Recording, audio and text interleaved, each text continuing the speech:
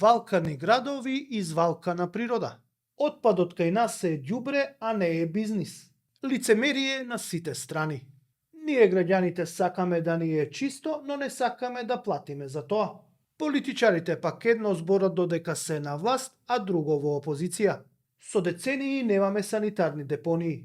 Рециклирањето е мисловна именка. Новиот модел на собирање на ѓубрето никако да стартува, бидејќи никој не сака да ја каже вистината.